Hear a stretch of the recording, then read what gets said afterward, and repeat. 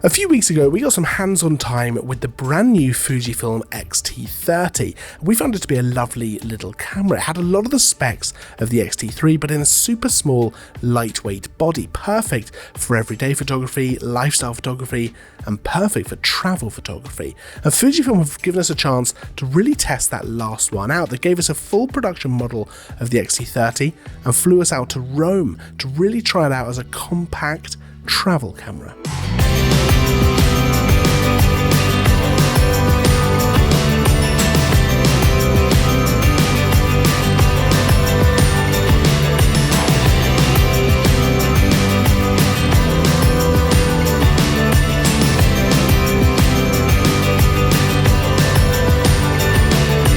Now, we talked a lot in the previous video about the actual specs of this camera, so I wanted to focus more on the actual images and video that you can get while using it, as well as the camera itself.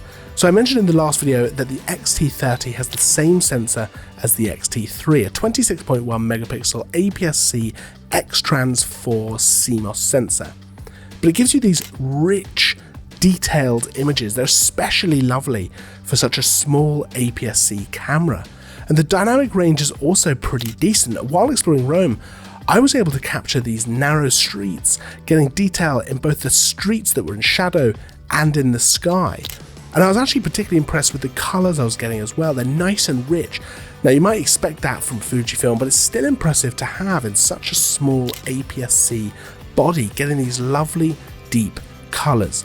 And of course, the film simulations. Now, I was really keen to try out the A-Cross, which gives you a lovely black and white image to simulate the look of the monochrome film. It's definitely a favourite among users of Fujifilm, and it's not hard to see why.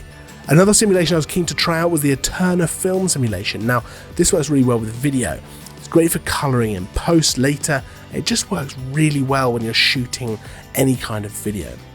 One other thing that's worth mentioning is that since the sensor is back illuminated, it's actually not bad at all for low light shooting. And I was actually able to get some really decent results while walking around the city at night and just shooting handheld well after the sun had gone down.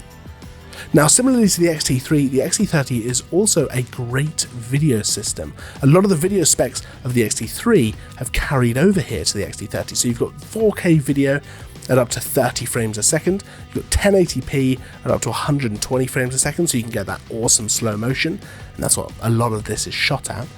But it's more than capable of making a great travel or holiday video, but it could also be a great second camera or B camera for things like interviews or filming B-roll. Now, the autofocus is also worth mentioning again because it's such a huge part of what makes this camera awesome. The face and eye tracking have both been improved massively. They're quicker, they're smoother, and they work for both movie and stills.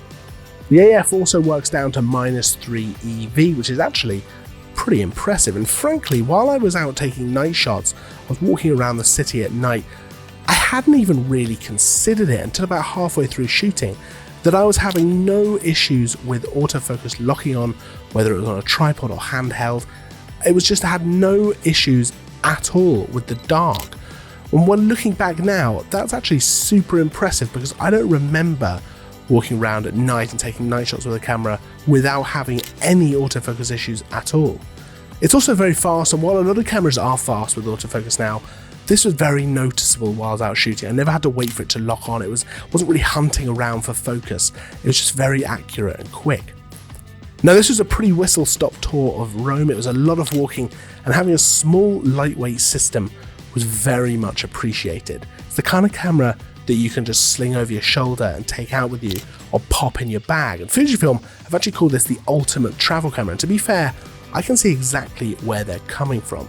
You'd often compromise on image quality to have something this small and light, but here, you're getting the best of both worlds, and walking around the city all day and night with this camera was a breeze.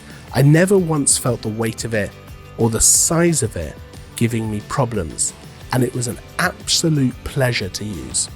Now, if you have any questions about the X-T30 at all, pop them down in the comments below and we'll get back to you as soon as we can. If you like the video, hit the like button, make sure to subscribe as well for more content. I'll see you in the next video, and as always, thanks for watching.